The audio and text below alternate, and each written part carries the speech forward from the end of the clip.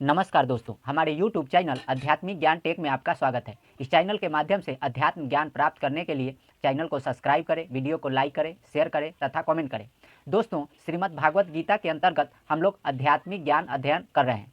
गीता अध्याय 18 में पिछले वीडियो में हम लोगों ने कर्म के बारे में तथा कर्म कितने प्रकार का होता है इस सब के बारे में हम लोग जाने थे, लेकिन आज कर्ता के विषय में हम लोग जानेंगे। तो भगवान श्रीमद् भागवत गीता के अध्याय 18 में बताए हैं कि कर्ता 3 प्रकार का होता है। जो काम करने वाला होता है उसको कर्ता कहा जाता है, और कर्ता 3 प्रकार का होता है, सात्विक, राजस और तामस।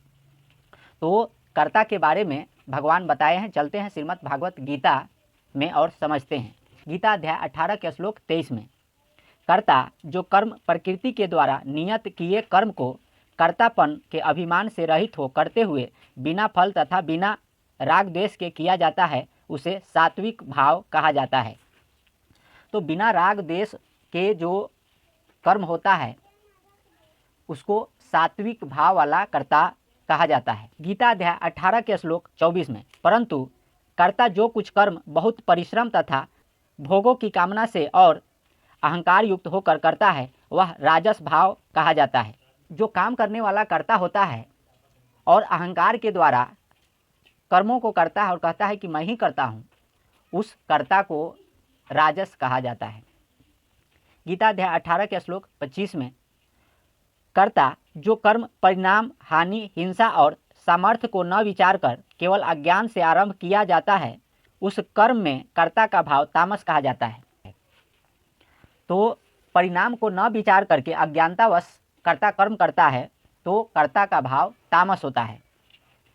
गीता अध्याय 18 के श्लोक 26 में, कर्ता संग्रह रहित, अहंकार के वचन न बोलने वाला, धैर्य और उत्साह से युक्त तथा कर्म के सिद्ध होने और न होने में विकार रहित है वह सात्विक कहा जाता है। तो काम करने वाला जो कर्ता होता है अहंकार से रहित है, उत्साह युक्त है और उसका कर्म करते वक्त कर्ता का भाव सात्विक है, अहंकारी नहीं है, तो वैसे कर्ता को सात्विक कहा जाता है। गीता अध्याय 18 के श्लोक 27 में, कर्ता आसक्ति से युक्त, कर्म के फल को चाहने वाला और लोभी है तथा हिंसात्मक, दूसरों को कष्ट देने वाला, स्वभाव का अशुद्धचारी और हर्ष शोक से लिप्त है वह राजस कहा जाता है। तो जो काम करने वाला कर्ता है आसक्ति से युक्त है और कर्म करते हुए अपने कर्म के माध्यम से दूसरे को कष्ट पहुंचा रहा है, दुखी कर रहा है, तो वैसे कर्ता को हिंसात्मक और राजस स्वभाव वाला कहा जाता है। गीता अध्याय 18 के श्लोक 28 में, कर्ता अयोग समावेश यानी वातावरण का घमंडी, धूर्त, निष्ठा रहित, शोक करने वाला, आलसी और दीर्घसूत्री यानी विलंब करने वाला है तामस कहा जाता है। तो जो काम करने वाला करता है अयोग्य वातावरण का है, धूर्त है, निष्ठा रहित है और आलसी है, दीर्घसूत्री है, विलंब करने वाला है, वैसे कर्ता को तामस भाव वाले कर्ता कहा जाता है। गीता अध्याय 18 के श्लोक 29 में, हे धनंजय, अब तू बुद्धि का और धृति का भी गुणों के अनुसार 3 प्रकार का भेद मेरे द्वारा संपूर्णता से विभाग पूर्वक कहे जाने वाला सुन। तो जो भाव होता है 3 प्रकार का होता है, सात्विक, राजस और तामस। तो जो काम करने वाला कर्ता होता है जिस भाव को धारण करता है उसी के हिसाब से उसका चरित्र होता है, उसी के हिसाब से उसका कर्म होता है, उसी के हिसाब से उसका परिणाम भी निकलता है। तो धृति के बारे में भगवान बताते हैं, धृति का मतलब होता है धारण करने वाला। तो जो कर्ता होता है जिस भाव को धारण कर लेता है उसका स्वरूप उसी के अनुकूल हो जाता है और उसी के अनुकूल वह काम भी करता है। तो कर्ता का भाव जो धारण कर लेता है उसके अनुरूप उसका काम, चरित्र और सब कुछ हो जाता है, जो कि भगवान बताए हैं। गीता अध्याय 18 के श्लोक 30 में, हे पार्थ, जो बुद्धि प्रवृत्ति मार्ग यानी झुकाव और निवृत्ति मार्ग को यानी छुटकारा को, कर्तव्य और अकर्तव्य को, भय और अभय को तथा बंधन और मोक्ष को यथार्थ जानती है वह बुद्धि सात्विक है। तो काम करने वाला जो कर्ता होता है, काम करते वक्त कर्ता को पता होता है कि यह काम करते हुए हमारा जो झुकाव है किस तरफ है, यानी कि मुक्ति के साइड से चल रहे हैं या बंधन के साइड से चल रहे हैं। तो कर्ता का जो भाव होता है, जानते हुए कर्म करता है, तो उस भाव को सात्विक कहा जाता है। गीता अध्याय 18 के श्लोक 31 में, हे पार्थ, मनुष्य जिस बुद्धि के द्वारा धर्म और अधर्म को तथा कर्तव्य और अकर्तव्य को भी यथार्थ नहीं जानता, वह बुद्धि राजसी है। तो जो कर्ता होता है, जिस भाव को धारण करता है और अकर्तव्य कर्तव्य धर्म अधर्म को नहीं जानता और काम करते चला जाता है, तो उस बुद्धि को जो धारण किया है वह राजसी बुद्धि धारण किया। गीता अध्याय 18 के श्लोक 32 में, हे अर्जुन, जो तमोगुण से घिरी हुई बुद्धि अधर्म को भी यह धर्म है ऐसा मान लेती है तथा इसी प्रकार अन्य संपूर्ण पदार्थों को विपरीत यानी उल्टा मान लेती है, वह बुद्धि तामसी है। तो तमोगुण से घिरा हुआ जो प्राणी होता है, व्यक्ति होता है, वह अधर्म को भी धर्म मान लेता है और उसी के अनुकूल बरतने लगता है और सोचता है कि हम धर्म कर रहे हैं, और अंत में उसका जो रिजल्ट होता है तामसी आता है, कर्तव्य कर्म होता है। तमोगुण से रिलेटेड उसको बताया गया है, जो कि महाविष्णु जी के अंतर्गत उसको कहते हैं, या शास्त्रों में आचरण करे तो महाविष्णु जी के अंतर्गत जो भी चीज़ है वह तामस के अंतर्गत आता है। और तमोगुण से घिरे हुए जो प्राणी होते हैं उसी चीज़ को स्वीकार करके उसी के अनुकूल बरतते हैं, और उसका जो बुद्धि होता है तामसी होता है, और उसका परिणाम भी तामस निकलता है, और अंत में उसका फल जो हो जाता है जीरो हो जाता है। तो कभी भी जो धारण करना चाहिए, धृति यानी भाव को धारण करना चाहिए, सात्विक भाव को धारण करके, और सात्विक कर्म को ही करना चाहिए, क्योंकि तामस कर्मों का जो फल होता है वह जीरो हो जाता है। तो इसलिए विचार करके कर्ता को अपना कर्म भली भांति विचार करके ही करना चाहिए कि जो कर्म कर रहे हैं उसका परिणाम सात्विक, राजस या तामस होगा। तो जो सात्विक कर्मों का और सात्विक भाव का जो परिणाम होता है वह सुख होता है, और राजस कर्मों का और राजस भाव का जो परिणाम होता है और उसका रिजल्ट होता है वो दुख होता है, और तामस कर्मों का और तामस भाव का जो रिजल्ट होता है वह नाश होता है, अज्ञानतावश उसका रिजल्ट जीरो हो जाता है। तो इसलिए कभी भी धारण करें तो सात्विक भाव को धारण करें और सात्विक रिजल्ट के लिए मेहनत करके कर्ता को कर्म करना चाहिए। गीता अध्याय 18 के श्लोक 33 में, हे पार्थ, जिस अव्यभिचारिणी धारण शक्ति से मनुष्य ध्यान तथा आध्यात्मिक साधना से मन प्राण और इंद्रियों द्वारा क्रियाओं को धारण करता है वह धृति सात्विक है। तो अव्यभिचारिणी भक्ति के द्वारा आध्यात्मिक साधना करता है और उसी के हिसाब से प्राण इंद्रियों को और क्रियाओं को धारण करके बर्ताव करता है, तो वह जो धृति है सात्विक है। गीता अध्याय 18 के श्लोक 34 में, परंतु हे पार्थ अर्जुन, फल की इच्छा वाला मनुष्य जिस धारण शक्ति के द्वारा अत्यंत आसक्ति से धर्म अर्थ काम को धारण करता वह धारण शक्ति राजसी है। तो फल की इच्छा से जो धारण करके काम करता है और धर्म अर्थ काम को पूर्ति करने के लिए प्रयत्न करता है, तो वैसे ऐसे धृति को धारण करने वाले का जो भाव होता है राजसी बताया गया है।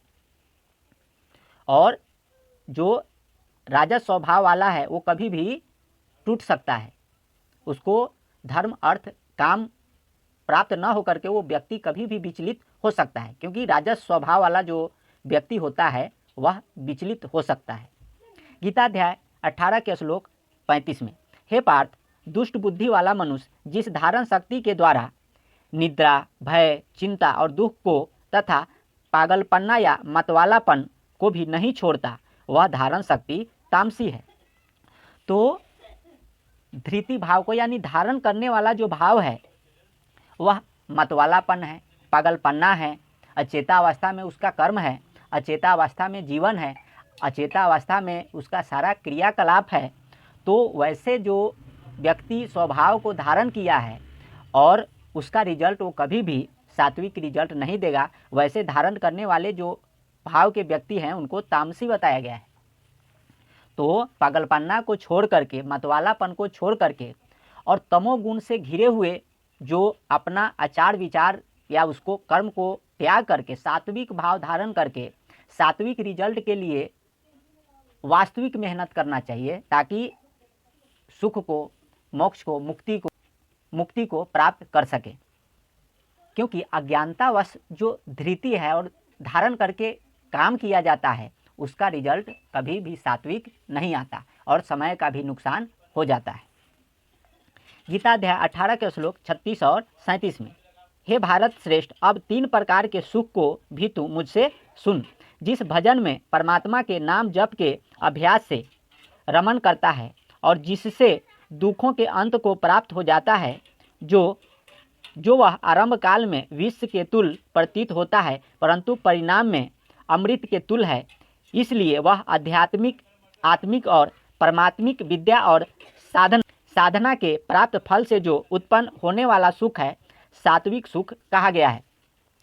तो जो परमात्मिक विषयिक धृति है या परमात्मिक विषयिक जो आचरण है या कर्म है या साधना है, तो वह जब उसका अनुसरण करते हैं तो विष के तुल्य प्रतीत होता है, लेकिन उसका जब रिजल्ट होता है, जब उसका रिजल्ट निकलता है तो सात्विक रिजल्ट निकलता है और सुख को, अक्षय आनंद को देने वाला होता है। तो जो परमात्मिक विषय है, परमात्मिक साधना है, आत्मिक साधना है, आध्यात्मिक साधना है, वह अनुसरण करते वक्त कष्ट तो होता है, लेकिन उसका जो रिजल्ट होता है सात्विक होता है और चिरस्थायी होता है, अमृत के तरफ ले जाता है। तो कभी भी आध्यात्मिक साधना ही करना चाहिए और जो ये सब तामसी साधना है उसको त्याग करके आध्यात्मिक साधना और सात्विक धृति को धारण करके सात्विक यानी सुकृत कर्म को करना चाहिए, तभी सुख को प्राप्त हम लोग कर सकते हैं। गीता अध्याय 18 के श्लोक 38 में, जो सुख विषय और इंद्रियों के संयोग से होता है वह पहले भोग काल में अमृत के तुल्य प्रतीत होने पर भी परिणाम में विष के तुल्य है, इसलिए वह सुख राजस कहा गया है। तो जो सुख विषय और इंद्रियों के संयोग से होता है, जो विषय होता है, शब्द स्पर्श रूप रस गंध को विषय कहा जाता है, यानी कि आध्यात्मिक साधना से वो अलग हो गया। शब्द स्पर्श रूप रस गंध जो इंद्रियों का विषय है, वहीं से आचरण करते हैं और उसका पालन करते हैं, तो वैसा जो है भोग काल में तो आनंद आता है, लेकिन जो अंतिक रिजल्ट यानी कि बाद में जो रिजल्ट निकलता है वो विष के तुल्य हो जाता है। वह सांसारिक सुख में ही वह उलझा करके रख देता है, वह परलोक में सुखी नहीं कर सकता। लेकिन जो सात्विक सुख है, आध्यात्मिक साधना, आत्मिक साधना, परमात्मिक साधना है और उस पर जो फोकस है और परमात्मिक विषय का जो अध्ययन है, तो वह सुख इस लोक में भी सुखी करता है और परलोक में भी सुखी करता है। गीता अध्याय 18 के श्लोक 39 में, जो सुख भोग काल में तथा परिणाम में भी आत्मा को मोहित करने वाला है, निद्रा, आलस और प्रमाद से उत्पन्न सुख तामस कहा गया है।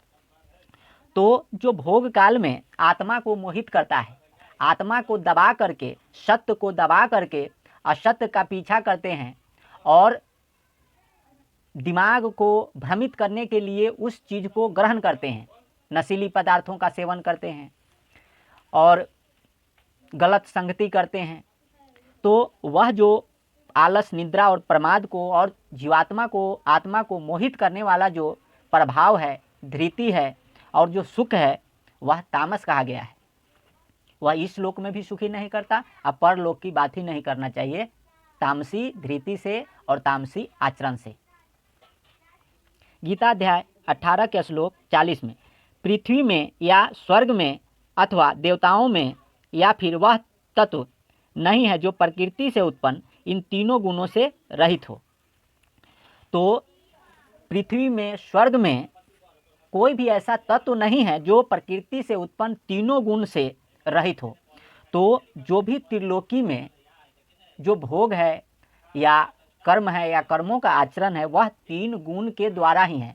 तो जिसका जैसा भाव होता है वह वैसा धृति को धारण करता है, वह उसी हिसाब से आचरण करता है। तो इसलिए यहाँ हर एक चीज़ 3-3 प्रकार का होता है और मनुष्य को विचार करके अपना अनुसरण और कर्म और जो भी है क्रिया या साधना या सुमिरन भक्ति या जिस क्षेत्र में अपना कार्य प्रारंभ करना चाहिए और रिजल्ट को सब समझ करके काम करना चाहिए। क्योंकि हर एक चीज़ 3-3 प्रकार का है, सुख भी 3 प्रकार का है, भोग भी 3 प्रकार का है, तो हर एक चीज़ 3-3 प्रकार के बताए गए हैं। गीता अध्याय 18 के श्लोक 41 में, हे परम तप, ब्राह्मण, क्षत्रिय और वैश्यों के तथा क्षुद्रों के कर्म स्वभाव से उत्पन्न प्रकृति गुणों द्वारा विभक्त किए गए हैं। तो ब्राह्मण, क्षत्रिय, वैश्य या शूद्र कहिए, ये जन्म से नहीं होते, ये स्वभाव से बताए गए हैं। यानी कि जिसका स्वभाव जैसा है वह उसी गुण के हिसाब से बर्ताव करता है। कोई भी व्यक्ति जन्म से ब्राह्मण नहीं होता, कोई भी व्यक्ति जन्म से शूद्र नहीं होता। जिस धृति को, जिस भाव को धारण कर लेता है तो वह उसी को प्राप्त होता है। क्योंकि ब्राह्मण, क्षत्रिय और वैश्य या शूद्र कहिए प्रकृति के स्वभाव से उत्पन्न गुणों के द्वारा होता है। तो प्रकृति के गुणों के द्वारा ही होता है, जन्म से ब्राह्मण, क्षत्रिय, वैश्य, शूद्र नहीं होता है। गीता अध्याय 18 के श्लोक 42 में, शांत चित्त, इंद्रियों को वश में रखना, सात्विक तप, अपने अंदर बुराई को ढूंढ करके दूर करना, क्षमा भाव, कोमल स्वभाव, परलोक तथा ईश्वर पर विश्वास रखना, परा तथा अपरा विद्या नित्य अध्ययन करना और आध्यात्मिक तत्वज्ञान के द्वारा परमात्मा को अनुभव करना, ये ब्राह्मण के स्वाभाविक कर्म हैं। तो शांत चित्त, सात्विक तप, अपने अंदर के बुराई को ढूंढ करके बाहर निकालना और परलोक तथा ईश्वर पे विश्वास रखना, आध्यात्मिक साधना नित्य करना, आध्यात्मिक तत्वज्ञान के लिए नित्य प्रयत्न करना, यज्ञ के निमित्त जीवन जीना और निष्काम भाव से सृष्टि को ज्ञान प्रदान करना और सब पे दया, कृपा, दृष्टि, अनुकंपा बनाए रखने के लिए परमात्मा से विनती करना और सबको निष्काम भाव से आध्यात्मिक, आत्मिक, परमात्मिक ज्ञान के लिए प्रेरित करना और ज्ञान निष्काम भाव से देना, यज्ञ करना, यज्ञ कराना, यज्ञ के निमित्त जीवन जीना और जिलाना, यह ब्राह्मण का स्वाभाविक कर्म भगवान बताए हैं। गीता अध्याय 18 के श्लोक 43 में, शूरवीरता, तेज, धैर्य, चतुरता और संघर्ष को न छोड़ना, दान देना स्वभाव और रक्षक भाव क्षत्रियों के स्वाभाविक कर्म हैं। तो जो क्षत्रियों का स्वाभाविक कर्म है, संघर्ष से अपने आप को पीछा नहीं छुड़ाना और रक्षक भाव धारण करके बुराई से सबको रक्षा करना, यह क्षत्रियों का स्वाभाविक कर्म बताया गया है। गीता अध्याय 18 के श्लोक 44 में, खेती, गौ पालन, क्रय विक्रय तथा सात्विक व्यवहार वैश्यों के स्वाभाविक कर्म हैं तथा सब वर्णों का सहायक मददगार क्षुद्र का स्वाभाविक कर्म है। तो खेती गृहस्थी, गौ पालन, क्रय विक्रय, व्यापार करना वैश्यों का स्वाभाविक कर्म है और सब वर्णों के लिए सहायक बनना यह शूद्रों का स्वाभाविक कर्म है। क्योंकि जो स्वाभाविक कर्मों के द्वारा जो यहाँ शूद्र के बारे में बताया गया है वह सारे वर्णों के लिए सहायक है और सब वर्णों को सहायता प्रदान करने में जो शूद्र है वह सक्षम बताया गया है। तो यह भेदभाव मिटा करके सबसे प्रेम भाव रख के तभी जा कर के आध्यात्मिक साधना किया जा सकता है। और दूसरी बात यह है कि हम लोग इस पृथ्वी पे रहते हैं तो यहाँ किसी भी क्वाड्रेंट में या ई क्वाड्रेंट में काम करें या एस क्वाड्रेंट में काम करें या बी क्वाड्रेंट में काम करें या आई क्वाड्रेंट में काम करें, किसी भी क्वाड्रेंट में काम करके आध्यात्मिक साधना करके यज्ञ के निमित्त जीवन जी करके हम लोग परमात्मा को प्राप्त कर सकते हैं और सुखी हो सकते हैं। तो किसी भी क्वाड्रेंट में काम करके हम लोग ये काम कर सकते हैं। गीता अध्याय 18 के श्लोक 45 में, अपने अपने स्वभाव से कर्मों में तत्परता से लगा हुआ मनुष्य भक्ति करते हुए परम सिद्धि को प्राप्त हो जाता है। अपने स्वभाव से कर्मों में लगा हुआ मनुष्य यथा योग कर्म करके परम सिद्धि को प्राप्त होता है। उस विधि को सुन। तो जिसका जैसा स्वभाव है, अपने स्वभाव से भावित होकर के अपने कर्तव्य कर्म को करते हुए परम सिद्धि को, परमात्मा को प्राप्त कर सकता है, किया जा सकता है। ये नहीं कि केवल ब्राह्मण ही कर सकता है और जो शूद्र है वो परमात्मा प्राप्ति नहीं कर सकता, ऐसा गीता में नहीं लिखा गया है। और बात यह भी हम लोगों ने जाना कि जन्म से कोई भी ब्राह्मण, क्षत्रिय, शूद्र, वैश्य नहीं होता। यानी कि 3 गुण के द्वारा जिस धृति को धारण कर लेता है, जिस भाव को धारण कर लेता है, उसी के अनुरूप उसका भाव हो जाता है और उस चीज़ को बरतने लग जाता है। तो अपने स्वभाव के द्वारा, प्रकृति के गुणों के द्वारा जिसका जैसा स्वभाव है उसके अनुकूल, उसके अनुरूप कर्म करके परम सिद्धि को, परमात्मा को प्राप्त किया जा सकता है। उसके बारे में भगवान बताए हैं।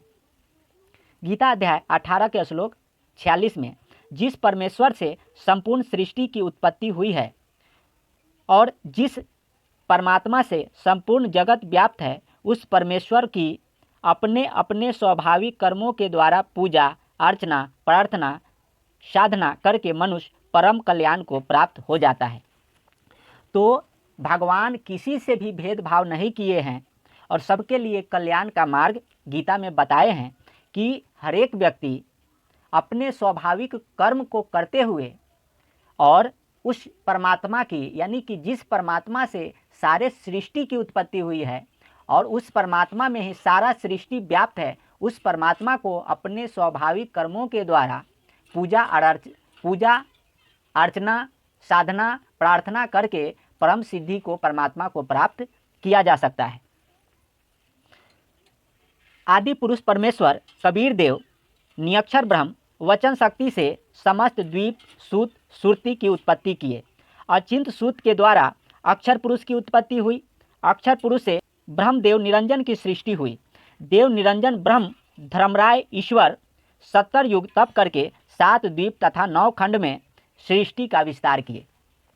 तो नियक्षर ब्रह्म, आदि पुरुष परमेश्वर, जो मूल वाले हम लोग गीता अध्याय 15 में पढ़े थे, उस परमात्मा ने वचन शक्ति से सब द्वीप, सुरति, सूत की उत्पत्ति किए, जो नियक्षर ब्रह्म हैं। और उनके सूत में जो अचिंत सूत है, अचिंत सूत के द्वारा अक्षर ब्रह्म की उत्पत्ति हुई और अक्षर ब्रह्म के द्वारा ब्रह्म भगवान, जो देव निरंजन धर्मराय कहते हैं, अक्षर ब्रह्म के द्वारा देव निरंजन ब्रह्म की उत्पत्ति हुई है। तो जो ब्रह्म भगवान हैं, जो धर्मराय, जिनको देव निरंजन ईश्वर कहा जाता है, वह 70 युग तक तप करके 7 द्वीप और 9 खंड में सृष्टि का विस्तार किए हैं। लेकिन जो सारे सृष्टि के विस्तार करता है वह मूल परमात्मा नियक्षर ब्रह्म है। तो उस नियक्षर ब्रह्म को अपने स्वाभाविक कर्मों के द्वारा पूजा करके हम लोग परम सिद्धि को प्राप्त कर सकते हैं। तो जो आदि पुरुष परमेश्वर मूल वाले हैं, जो नियक्षर ब्रह्म हैं, वह अपना सृष्टि विस्तार किए हैं। उसका शॉर्टकट हम लोग थोड़ा शास्त्रों के माध्यम से हम लोग समझेंगे, जो कि स्क्रीन पे भी उसको लगाया गया है और यहाँ भी हम लोग पढ़ के उसको समझ लेते हैं। कबीर साहब कहते हैं कि तब साहिब बोले बिहसाई, अब यह ज्ञान सुनो मन लाई। तब नहीं हते शून्य बेशुना, तब नहीं हते पाप और पूना। तब नहीं धरती गगन आकाशा, मेरु मंदर नाही कैलासा। तब नहीं चंद्र सूर्य अवतारा, तब नहीं शेष सकल विस्तारा। तब नहीं इंद्र कुबेर समोई, वायु वरुण तहवा नहीं कोई। 7 बार 15 तिथि नाही, आदि अंत नहीं काल की छाही। तब नहीं ब्रह्मा विष्णु महेशा, आदि भवानी गौरी गणेशा। आदि पुरुष तब हते अकेला, उसके संग हता नहीं चेला। तो परमात्मा ये कहते हैं कि जब कुछ भी नहीं था, कोई भी नहीं था, तो उस समय कोई सूत, कोई द्वीप यानी कि किसी की उत्पत्ति नहीं हुई थी, तो जो आदि पुरुष परमेश्वर मूल वाले वही थे। उस परमात्मा के अतिरिक्त कोई भी चेला चपाटी या सूत की भी उत्पत्ति नहीं हुई थी। तब की बात ये कबीर साहब बताए हैं कि आदि पुरुष तब हते अकेला, उनके संग हता नहीं चेला, यानी कि उनके साथ कोई भी नहीं था जब आदि पुरुष परमेश्वर नियक्षर ब्रह्म मूल वाले ही विराजमान थे। आप पुरुष अस किन्नो साजा, शब्द ही माही लोक उपराजा। तो परमात्मा शब्द शक्ति से समस्त लोक और द्वीपों की सृष्टि किए शब्द के द्वारा। प्रथम ही शब्द सूरत अनुसारा, ते पीछे सब द्वीप समारा। तो सूरत की उत्पत्ति किए और सब द्वीपों की सृष्टि किए। ते ही पीछे पुनमूल बनावा, ते पीछे सोहम उपजावा। ता पीछे अचिंत जो किन्हा, ते पीछे अक्षर रचि लिन्हा। तो अचिंत पुरुष की उत्पत्ति किए और फिर अक्षर पुरुष की उत्पत्ति हुई, यहाँ बताए। ता पीछे कुर्मही निर्मयऊ, ता भार पृथ्वी को दयाऊ। तब जलरंग सूरत इस भाखा, सप्त पताल के नीचे राखा। जिहिते भयो जल को विस्तारा, सकल सृष्टि को भयो पसारा। तिहिते तेज तत्व अनुसारा, जेहि गुण ते काल अवतारा। तो तेज तत्व के बाद देव निरंजन काल भगवान की उत्पत्ति हुई। पांच तत्व ते सब निर्मावा, तीन गुण तिहि माही समावा। तो पांच तत्व और तीन गुण के जो स्वामी ये ब्रह्म भगवान हुए। तीनों गुण स्वरूप के धामा, ब्रह्मा विष्णु महेश्वर नामा। तो तीनों गुण रूपी जो देवता ब्रह्मा विष्णु ये महेश्वर प्राप्त किए। रजगुण ते ब्रह्मा उत्पानी, सतगुण भाव विष्णु कर जानी। तमगुण शिव संहार पसारा, इतने भयो सकल संसारा। तेज के गुण ही काल उत्पानी, तासो भय जीव दुख दानी। ताते पुरुष भया चित आई, हंसन कारण मोहि पठाई। ताते मृत्यु लोक ही आए, धर्मदास तुम दर्शन पाए। तुम जीवन के बंद छुड़ाए, सुमरन सत्य नाम समझाए। तो धर्मदास जी को आकर के परमात्मा जो सत्य नाम अपना सुमिरन समझाए और सिखाए। और जो आदि पुरुष परमेश्वर जो सृष्टि रचे आकर के सारे चीज़ वही स्वयं बताए, क्योंकि जब कोई था ही नहीं तो उस चीज़ को बताने वाला आखिर हो कौन सकता है। क्योंकि हम लोग जो पुराणों में ऋषि महर्षि का जो ज्ञान सुनते हैं, वह जो ज्ञान सुनी सुनाई बात सुनाते हैं और वो अधूरे सृष्टि के बारे में बताते हैं। क्योंकि जो वो लोग सृष्टि बताते हैं, विष्णु जी से सृष्टि बताते हैं, ब्रह्मा जी से सृष्टि बताते हैं, तो वो तो सृष्टि अधूरा हुआ ना। लेकिन जो ये परमात्मा जो सृष्टि बताए पूरे जो मूल से बताए, तो जो मूल परमात्मा नियक्षर ब्रह्म पार ब्रह्म परमात्मा पूज्य देव कबीर देव को पूज करके कोई भी व्यक्ति है परम सिद्धि को प्राप्त कर सकता है अपने स्वाभाविक कर्मों के द्वारा। तो हम लोग किसी भी क्वाड्रेंट में काम करें, या ई क्वाड्रेंट में काम करें, एस क्वाड्रेंट में, बी क्वाड्रेंट में या आई क्वाड्रेंट में, किसी भी क्वाड्रेंट में काम करें, तो अपने स्वाभाविक कर्मों के द्वारा उस आदि पुरुष परमेश्वर नियक्षर ब्रह्म मूल परमात्मा कबीर देव को पूजा चौका पे विराजमान करके पूज करके और नियक्षर ब्रह्म के नाम में यज्ञ हवन दान प्रणाम और अपने आप को समर्पित करके परम सिद्धि को प्राप्त कर सकते हैं। गीता अध्याय 18 के श्लोक 47 में अच्छी प्रकार आचरण किए हुए दूसरे के धर्म से गुण रहित भी अपना धर्म श्रेष्ठ है, क्योंकि स्वभाव से नियत किए हुए अपने कर्मों को करता हुआ मनुष्य पाप को नहीं प्राप्त होता।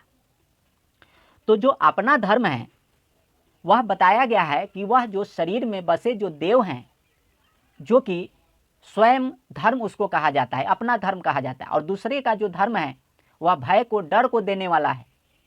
तो उसको त्याग करके अपने धर्म के हिसाब से पूजा करना चाहिए, जिसके बारे में कबीर साहब बताते हैं कि प्रथम गुरु को वंदना, दूजा आदि गणेश, तीजा माते शारदे, कंठ करो प्रवेश। कुंज कमल होता है, यहाँ कुंज कमल होता है जो कि दोनों भावों के पीछे, यहाँ पीछे कुंज कमल होता है, और कुंज कमल में गुरुदेव का वास होता है, जिसको बताए कि प्रथम गुरु को वंदना। दूजा आदि गणेश, तो मूल कमल में गणेश जी रिद्धि सिद्धि जी का वास निवास होता है। उसके ऊपर स्वाद कमल होता है जिसको स्वाधिष्ठान चक्र भी कहा जाता है, वहाँ सावित्री और ब्रह्मा जी का वास निवास होता है। उसके बाद नाभि कमल में विष्णु और लक्ष्मी जी का वास निवास होता है। हृदय कमल में शंकर पार्वती जी का वास निवास होता है। कंठ कमल में माता शेरावाली महालक्ष्मी जी का वास निवास होता है। इसको शास्त्र अनुकूल स्वयं धर्म और अपना जो धर्म है उसको आचरण करने के लिए गीता में भगवान कहते हैं कि प्रथम गुरु को वंदना, दूजा आदि गणेश, तीजा माते शारदे, कंठ करो प्रवेश। तो इस कमल के माध्यम से ये जो देवों का जो आदि नाम है उसको हम लोग सुमिरन करते हैं तो यह स्वयं धर्म हो गया। और जो पांचों यज्ञ करते हैं निष्काम भाव से, तो यह हम लोगों का स्वाभाविक कर्मों के द्वारा यज्ञ के निमित्त जीवन और पूजा हो गया। तो इस पूजा को करते हुए और अपने कर्तव्य कर्म का पालन करते हुए यह सहज धर्म है, और इसको करते हुए हम लोग निष्काम भाव से निष्कर्म सिद्धि को, परम सिद्धि को प्राप्त हो सकते हैं। जो कि गीता अध्याय 18 के श्लोक 48 में भगवान कहते हैं कि हे कुंती पुत्र, दोष युक्त होने पर भी सहज कर्म को नहीं त्यागना चाहिए, क्योंकि धुएं से अग्नि की भांति सभी कर्म किसी न किसी दोष से युक्त होता है। तो अपने कर्तव्य कर्म को करते हुए और जो सहज धर्म है, सीधा धर्म है, आसान धर्म है, इसको बिल्कुल ही नहीं त्यागना चाहिए। और अपने सहज धर्म को, कर्तव्य कर्म को करते हुए परम सिद्धि को प्राप्त किया जा सकता है। गीता अध्याय 18 के श्लोक 49 में भगवान बताते हैं, सर्वत्र यानी सभी जगह, मतलब घर में, परदेश में या परिवार के साथ रहते हुए आसक्ति रहित बुद्धि वाला, लोभ रहित जीवन जीते हुए, आध्यात्मिक साधना करते हुए परलोक में निष्कर्म सिद्धि को प्राप्त होता है। तो सर्वत्र यानी कि सभी जगह, घर में, प्रदेश में या फैमिली के साथ पारिवारिक जीवन जीते हुए उस परमात्मा का हम लोग नाम जप सुमिरन और यज्ञ करते हुए निष्कर्म सिद्धि को प्राप्त कर सकते हैं। निष्कर्म सिद्धि का मतलब ये है कि हम लोग जो कर्तव्य कर्म करते हैं, यज्ञ करते हैं और ये जो मंत्र करते हैं, तो शरीर छूटने के बाद जीवात्मा वह परमात्मा के लोकों में जाता है और अपने जो कमाई किया रहता है, यज्ञ दान धर्म या जो भी सुकृत कर्म किया रहता है, वह निष्काम भाव से किए हुए जो भक्त होता है उस लोक में जाकर के अपने भोगों को भोगता है और आध्यात्मिक, आत्मिक और परमात्मिक जो साधना है और ज्ञान है पूरे कंप्लीट कर लेता है। तो वह जो जीवात्मा होता है अमर लोक में चला जाता है, फिर उसको हमेशा हमेशा के लिए सारे झंझटे खत्म हो जाता है। तो इस प्रकार से साधना करके निष्कर्म सिद्धि को प्राप्त किया जा सकता है, जो कि भगवान यहाँ बताए हैं। और उसका भक्ति का पहला फॉर्मूला कबीर साहब बताते हैं कि प्रथम गुरु को वंदना, दूजा आदि गणेश, तीजा माते शारदे, कंठ करो प्रवेश। तो ये शॉर्टकट जो ज्ञान है यह विज्ञान सहित ज्ञान है परमात्मा का, जिसको अनुभव करने के लिए ये जो ब्राह्मण का स्वाभाविक कर्म बताया गया है और परमात्मा के ज्ञान के लिए निरंतर प्रयत्न करने के लिए भगवान प्रेरणा देते हैं। तो वह परमात्म तत्व का जो ज्ञान है वो कबीर परमात्मा का ज्ञान है। तो उसके लिए प्रयत्न करना ब्राह्मणों का कर्तव्य कर्म है, जो भक्ति का पहला फॉर्मूला कबीर साहब बताए। और उसी के अनुकूल हम लोग साधना, आराधना और यज्ञ करके, यज्ञ के निमित्त जीवन जी करके परम सिद्धि को, परम कल्याण को प्राप्त कर सकते हैं, जो कि गीता अध्याय 18 के माध्यम से धृति को, सात्विक भाव को और ये सारे ज्ञान को हम लोगों ने जाना। तो इस तरह के ज्ञान को देखने के लिए हमारे YouTube चैनल को सब्सक्राइब करें, वीडियो को लाइक करें, शेयर करें, कमेंट करें। फिर मिलते हैं अगले वीडियो में, तब तक के लिए नमस्कार।